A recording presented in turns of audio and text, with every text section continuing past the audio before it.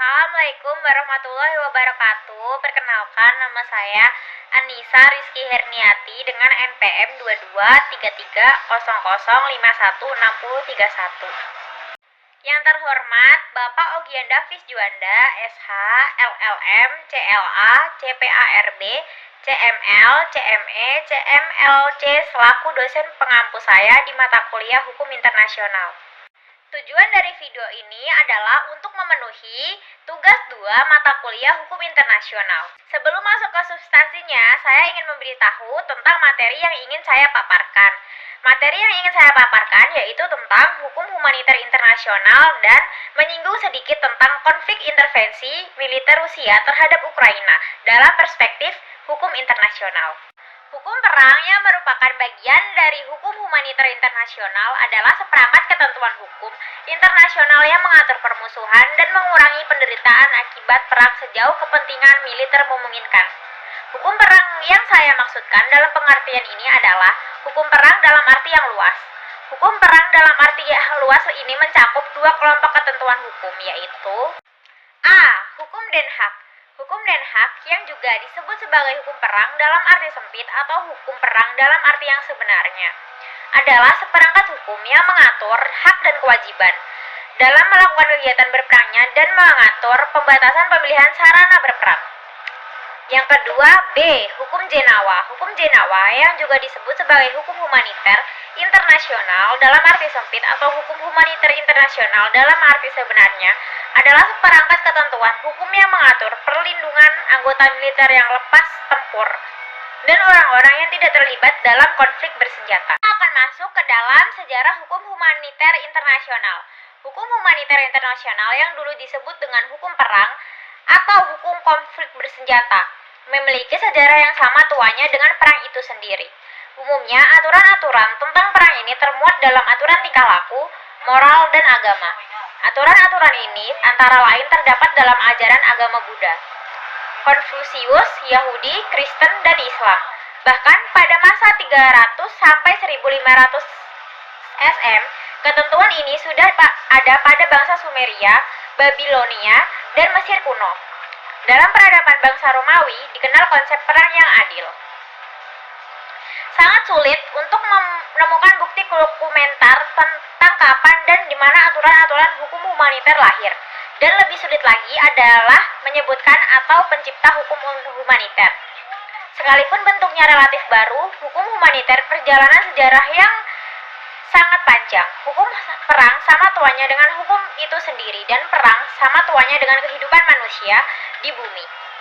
Sampai kepada bentuknya yang sekarang, hukum humaniter internasional telah mengalami perkembangan yang sangat panjang. Dalam rentang waktu yang sangat panjang, telah banyak upaya-upaya yang dilakukan untuk memanusiakan perang. Ada beberapa tujuan yang dapat dijumpai dalam kepustakaan hukum humaniter internasional antara lain 1.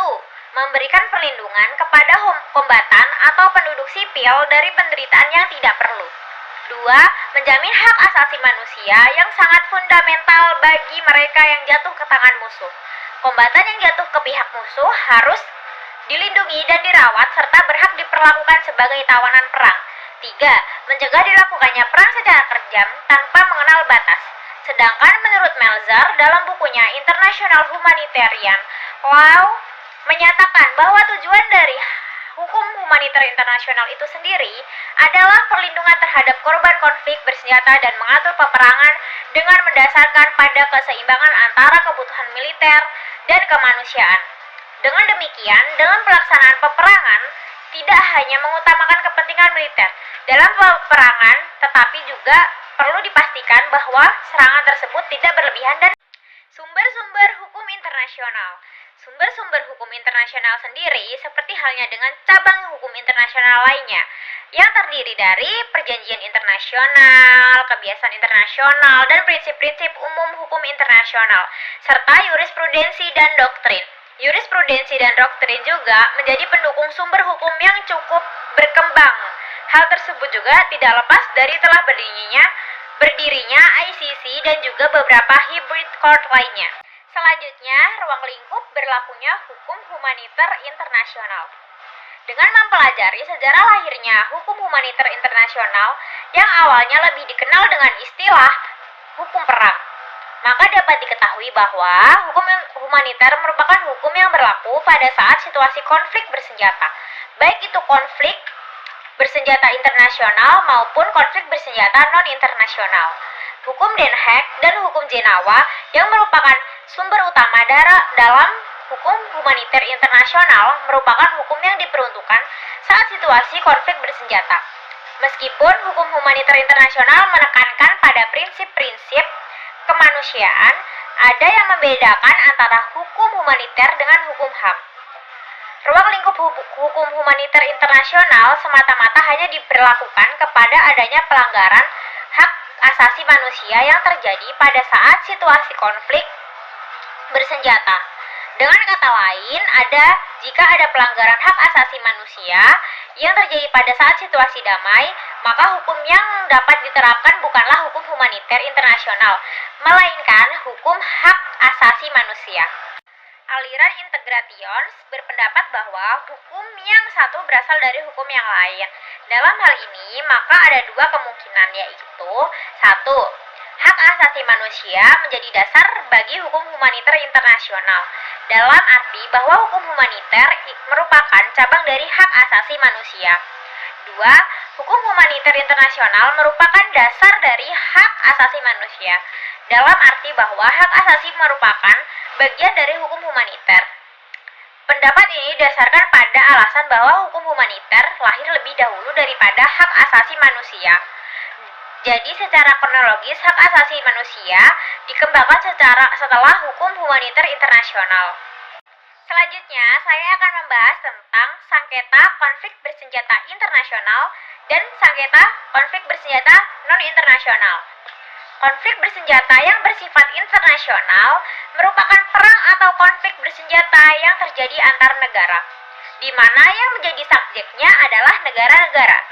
Pengaturan konflik bersenjata jenis ini dapat dilihat dari pasal 2 ketentuan bersamaan dari Konvensi Jenewa 1949 dan pasal 1 paragraf 3 protokol tambahan 1977. Pasal 2 paragraf 1 Konvensi Jenewa 1949 berbunyi sebagai berikut. Konvensi ini akan berlaku untuk semua peristiwa perang yang diumumkan atau setiap sengketa bersenjata lainnya yang mungkin timbul antara dua atau lebih pihak penandatanganan, sekalipun keadaan perang tidak diakui salah satu di antara mereka. Walaupun dalam pasal 2 Konvensi Jenewa 1949 tidak dijelaskan secara eksplisit apa arti dari konflik bersenjata internasional, namun dalam diketahui bahwa subjeknya adalah negara. Protokol tambahan 1977 pasal 1 ayat 4 berbunyi, situasi yang dimaksud dalam paragraf ini juga termasuk konflik bersenjata di mana rakyat berjuang melawan pemerintah penjajah dan pemerintah penduduk dan terhadap rezim rasialis dalam rangka memperjuangkan hak kemerdekaan mereka, sesuai yang tertera dalam Piagam PBB dan Deklarasi Prinsip Hukum Internasional mengenai hubungan baik antar negara dan kerjasama antar negara sesuai dengan Piagam PBB. Dari pasal di atas, maka konflik bersenjata melawan pemerintah penjajah, konflik bersenjata melawan pemerintah penduduk, dan konflik bersenjata melawan pemerintah yang menjalankan rezim rasialis dikatakan sebagai konflik bersenjata kemerdekaan. Selanjutnya, konflik bersenjata non-internasional. Pengaturan tentang konflik bersenjata yang tidak bersifat internasional ini dapat dilihat dari ketentuan pasal 3 ketentuan bersama Konvensi Jenewa 1949 dan Protokol tambahan 2 1977. Dari pasal 1 ayat 1 Protokol tambahan 2 1977 dapat diketahui bahwa A. Protokol tambahan 2 1977 tersebut mengatur untuk setiap jenis konflik yang bukan termasuk dalam kategori konflik bersenjata internasional, tetapi hanya mengatur setiap konflik yang bersifat non-internasional. B. Protokol tambahan 2 1977 merupakan pengembangan dari pasal 3 ketentuan bersama dari Konvensi Jenewa 1949 yang mengatur konflik bersenjata non-internasional. C. Protokol tambahan 2 1977 yang mengatur tentang persyaratan untuk berlakunya protokol antara lain sebagai berikut. 1. Konflik berlangsung di wilayah salah satu pihak peserta agung antara angkatan bersenjata negara yang bersangkutan dengan pasukan pemberontak di wilayah negara tersebut. 2. Pasukan pemberontak berada di bawah komando yang bertanggung jawab. 3. Pasukan pemberontak sudah menduduki sebagian wilayah yang diberontak.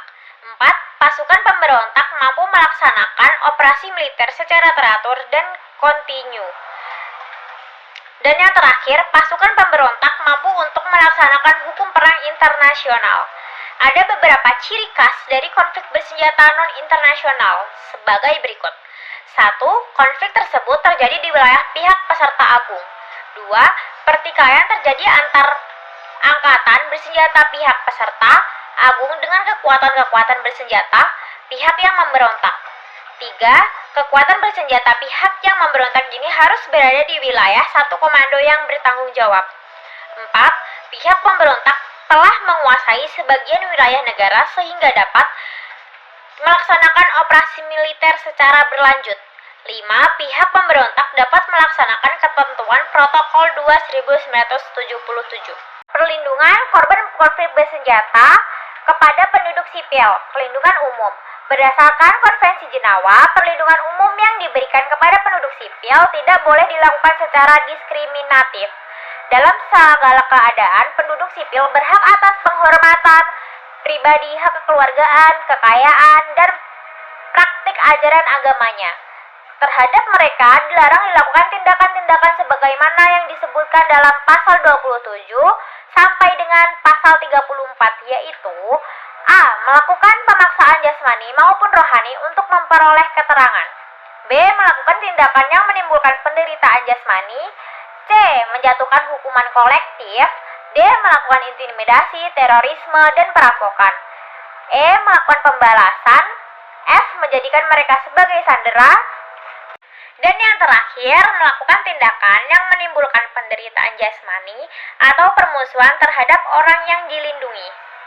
Untuk memberikan perlindungan yang lebih maksimal, Konvensi Jenewa juga mengatur mengenai pembentukan kawasan-kawasan rumah sakit dan daerah-daerah keselamatan dengan persetujuan bersama antara pihak-pihak yang bersangkutan atau pasal 14 Konvensi 4. Pembentukan kawasan ini terutama ditujukan untuk memberikan perlindungan kepada orang-orang sipil yang rentan terhadap akibat perang, yaitu orang-orang yang luka dan sakit, lemah, perempuan hamil, orang tua lanjut, anak balita. Daerah keselamatan ini juga memenuhi syarat sebagai berikut.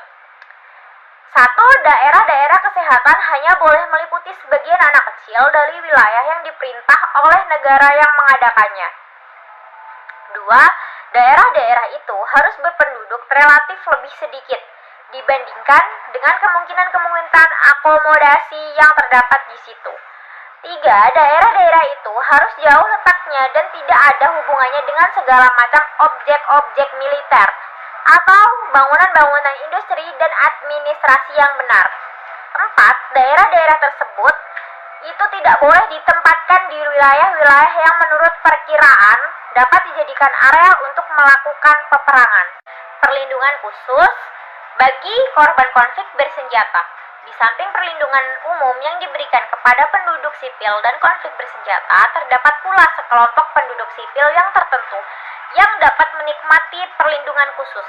Mereka umumnya adalah penduduk sipil yang tergabung di dalam suatu organisasi sosial yang melakukan tugas yang bersifat sosial untuk membantu penduduk sipil lainnya. Pada waktu sengketa bersenjata, mereka adalah penduduk sipil yang menjadi anggota perhimpunan, Palang Merah Nasional, dan anggota perhimpunan penolong sukarela lainnya, termasuk anggota pertahanan sipil. Pada saat melaksanakan tugas-tugas yang bersifat sosial, biasanya mereka dilengkapi dengan sejumlah fasilitas, yaitu transportasi atau bangunan khusus, maupun lambang khusus. Apabila sedang melaksanakan tugasnya, mereka harus dihormati dan dilindungi. Dihormati berarti mereka harus diberikan kesempatan untuk melaksanakan tugasnya pada waktu konflik bersenjata, sedangkan dilindungi Berarti mereka harus dilindungi dari adanya serangan militer terhadapnya. Cukup sekian dari saya tentang pemaparan hukum humaniter internasional. Selanjutnya saya akan membahas tentang konflik intervensi Rusia terhadap Ukraina dalam perspektif hukum internasional. Saya akan meringkas dan mengulik sedikit tentang konflik antara Rusia dan Ukraina yang terjadi setidaknya sejak tahun 2014. Hubungan kedua negara semakin melemah dengan seiringnya ambisi Ukraina untuk keluar dari hegemoni Rusia dan memperkuat relasi dengan Uni Eropa dan negara-negara Barat. Pada saat yang sama, Ukraina dianggap sebagai orbit strategis kepentingan Rusia sejak pecahnya Uni Soviet pada tahun 1991 dan merupakan bagian dari pengaruh Rusia hingga sekarang. Pada tanggal 24 Februari 2022, Rusia melakukan serangan militer ke Ukraina. Bergabungnya Ukraina sebagai anggota NATO bisa menjadikan Ukraina sebagai pusat militer NATO di Eropa Timur. Namun yang menjadi pertanyaan adalah integrasi Ukraina ke EU. Serangan militer tersebut telah menimbulkan dampak multidimensi. Selain menimbulkan ribuan korban jiwa dan jutaan warga Ukraina yang mengungsi, serangan tersebut juga melumpuhkan ekonomi Ukraina dan mengancam rantai pokok makanan Eropa dan dunia. Invasi Rusia ke Ukraina menimbulkan kecaman dari berbagai komunitas internasional. Reaksi paling masif adalah pemberian sanksi ekonomi terhadap Rusia. Dikomandai negara-negara barat terutama Uni Eropa, Amerika Serikat, Inggris, dan Kanada. Lebih dari 40 negara telah menjatuhkan sanksi ekonomi terhadap Rusia. Perperangan Rusia-Ukraina masih berlanjut dan terus-menerus menimbulkan korban jiwa. Dan kemudian ekonomi Ukraina yang mulai menyebar ke berbagai negara Uni Eropa. Berbagai upaya negosiasi yang diinisiasi negara pun masih menemukan jalan buntu. Berawal pada tahun 2014 ketika kerjasama Ukraina dan NATO yang semakin erat, hal ini memunculkan keinginan Ukraina secara resmi untuk bergabung dengan fakta pertahanan tersebut. Hal tersebut direspon Rusia dengan melakukan aneksasi di Crimea. Pencaplokan ini untuk memperingatkan Ukraina agar membatalkan untuk menjadi negara-negara NATO pada tahun 2014. Akan tetapi, ketika di tahun 2019, ketika Zelensky menjadi presiden Ukraina, keinginan Ukraina untuk bergabung dengan NATO justru semakin memuncak. Hingga pada akhir tahun 2021, Rusia telah meminta agar Ukraina membatalkan keinginan tersebut. Selain itu, Rusia juga mengingatkan agar NATO menghentikan untuk mengajak negara-negara Eropa Timur untuk menjadi anggotanya. Namun, permintaan yang sebenarnya merupakan ancaman tersebut tidak dipenuhi. Terjadilah invasi ke Ukraina. Intervensi militer Rusia terhadap Ukraina mendapatkan kecaman keras dari berbagai negara, terutama negara Amerika. Hal ini dikarenakan tindakan intervensi militer Rusia melanggar kedaulatan negara Ukraina. Ukraina sendiri menyatakan bahwa tindakan intervensi yang dilakukan Rusia terhadap Ukraina merupakan tindakan agresi dan merupakan ancaman serius bagi integritas dan perdamaian serta stabilitas di seluruh wilayah Ukraina. Konflik Ukraina dan Rusia ini menyatakan banyaknya korban jiwa dan kerusakan benar pada infrastruktur di Ukraina. Komisaris HAM PBB menyebutkan bahwa pasukan Rusia melakukan hal-hal yang menjurus ke kejahatan perang. Rusia disebutkan menembaki dan membom daerah-daerah penduduk, membunuh warga sipil, dan menyerang infrastruktur di Ukraina. Tindakan Rusia di wilayah Crimea mendapatkan berbagai kecaman dari Uni Eropa di negara-negara barat. Rusia dianggap telah mengintervensi Ukraina dan melakukan tindakan agresi ke wilayah Crimea. Uni Eropa dan negara-negara barat juga mengancam tindakan yang dilakukan Rusia tersebut telah melanggar aturan hukum internasional. Intervensi militer Rusia ke Ukraina melanggar beberapa ketentuan hukum internasional, yaitu pertama pasal 2 ayat 4 Piagam PBB tentang larangan penggunaan kekerasan. Kedua, resolusi Majelis Umum PBB nomor 2131 tahun 1965 tentang Declaration on the Inadmissibility. Ketiga, resolusi Majelis Umum PBB nomor 2625 tahun 1970 tentang Declaration on Principles of International Law concerning friendly relation on cooperation among states. Keempat, resolusi Majelis Umum PBB nomor 3314 yang dikeluarkan pada tanggal 14 Desember 1974 tentang agresi. Saat ini, situasi di Ukraina begitu mengkhawatirkan. Serangan militer yang dilakukan Rusia telah menyebabkan terjadinya pengungsian besar-besaran dan hilangnya ratusan nyawa penduduk sipil Ukraina yang tidak bersalah. Tidak hanya itu, krisis Ukraina-Rusia ini juga telah menghadirkan instabilitas dan bencana ekonomi serta geopolitik di seluruh kawasan. Bagi Ukraina, tindakan yang dilakukan Rusia tidak dapat dicerna dengan akal sehat. Tindakan tersebut tidak hanya menghadirkan tragedi yang memilukan bagi penduduk Ukraina, tetapi juga telah memicu ancaman paling serius bagi perdamaian dan keamanan khususnya di wilayah Eropa. Meskipun telah banyak negara-negara di dunia yang mengutuk dan mengecam tindakan Rusia ke Ukraina, salah satu itu pun tidak menghentikan Rusia untuk berhenti bermanuver. Dalam hukum internasional, prinsip non-intervensi sebagai dasar hukum internasional yang berkaitan dengan prinsip kedaulatan suatu negara. Prinsip non-intervensi ini merupakan prinsip yang menghormati kedaulatan suatu negara. Secara yuridis, prinsip ini terdapat pada pasal 2 ayat 7 Piagam Perserikatan Bangsa-Bangsa atau PBB. Dalam piagam tersebut jelas bahwa intervensi terhadap kedaulatan suatu negara merupakan tindakan yang ilegal. Tentunya intervensi yang dilakukan Rusia terhadap Ukraina tidak dapat dibenarkan, baik dari sisi sosial maupun menurut legalitas hukum internasional. Karena intervensi Rusia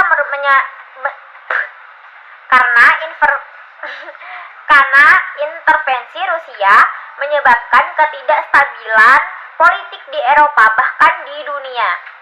Begitu pula langkah militer yang diambil oleh Washington dan sekutunya juga dianggap intervensi bagi Rusia. Antonio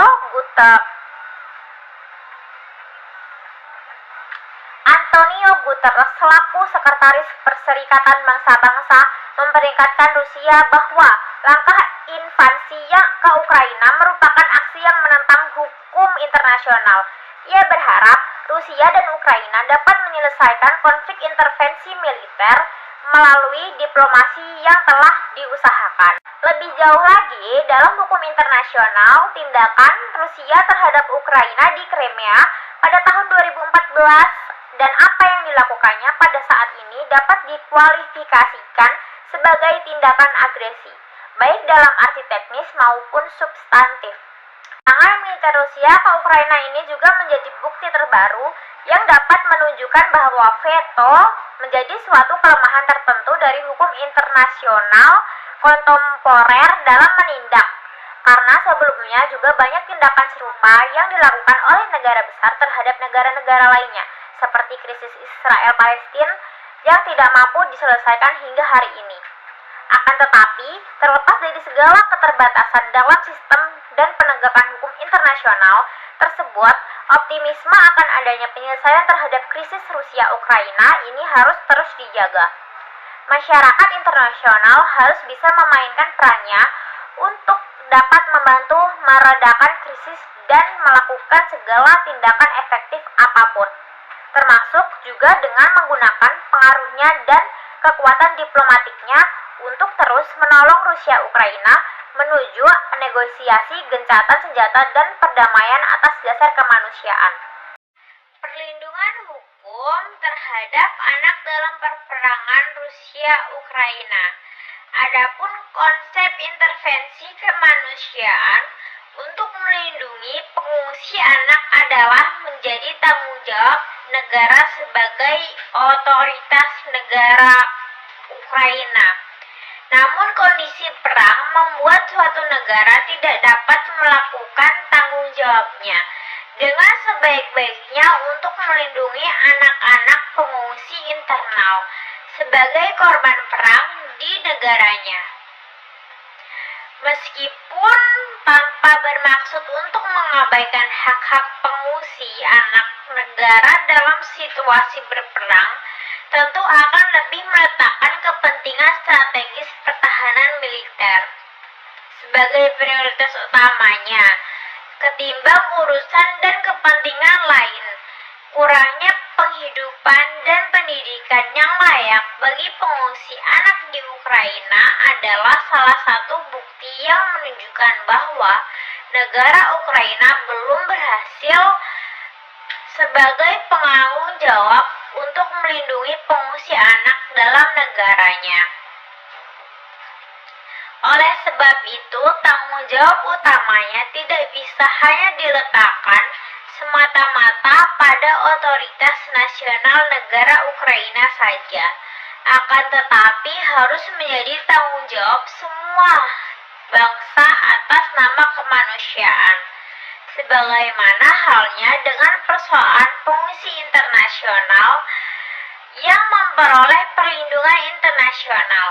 Anak-anak adalah kelompok yang rentan sangat berbeda dengan pengungsi dewasa. Mereka butuh perhatian khusus sehingga mereka memerlukan tindakan perlindungan dan penanganan lebih atau berbeda karena usianya.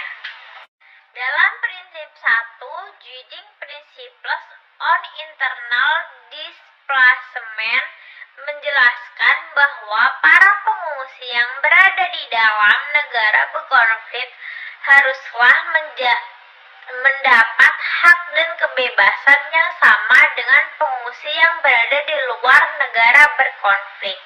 Mereka tidak boleh diterlantarkan dan mereka tidak boleh merasakan diskriminasi dalam menikmati hak dan kebebasan apapun. Walaupun pada saat ini di Ukraina sedang terjadi perang dengan Rusia, kekuasaan tersebut tetap dimiliki oleh Ukraina untuk menjaga kedamaian negara sebagaimana yang telah dilihat pada prinsip 18 Guiding Principles on Internal Displacement, yaitu bahwa 1. Semua pengungsi internal memiliki hak atas standar yang memadai hidup. 2. Setidaknya terlepas dari keadaan dan tanpa diskriminasi, pihak berwenang yang kompeten harus menyediakan pengungsi internal dengan memastikan akses yang aman ke 1. Pangan pokok dan air minum. 2. Tempat tinggal dan perusahaan dasik. 3. Pakaian yang pantas. Dan yang terakhir, seni medis eksistensial dan sanitasi. Hal yang bisa diambil dari kasus Rusia-Ukraina adalah dalam menyelesaikan konflik antar negara, setiap negara harusnya terlebih dahulu mengupayakan solusi damai. Sikap Rusia seharusnya jika memang mendukung kedaulatan Crimea untuk menentukan nasibnya sendiri, tidak menggunakan kekuatan militer di Ukraina, sehingga semakin menimbulkan pergejolakan dan tidak menimbulkan beban jiwa. Seharusnya Rusia lebih mengedepankan diplomasi dan tidak terlalu jauh melakukan intervensi dalam krisis Ukraina. Setiap negara dituntut untuk dapat melakukan tindakan antisipasi agar tidak ada perpecahan yang terjadi. Salah satu dengan aktif mendukung solusi damai agar konflik tidak melebar. Tidak hanya itu, konsistensi dan pengakuan hukum internasional bersama juga perlu dilakukan sehingga tidak ada lagi adagium yang menyatakan bahwa yang berlaku adalah hukum rimba, di mana yang memiliki kekuatan yang menentukan nasibnya atau hukumnya sendiri. Sekian materi yang bisa saya bawakan dan saya paparkan. Kurang lebihnya mohon maaf. Semoga bermanfaat. Terima kasih.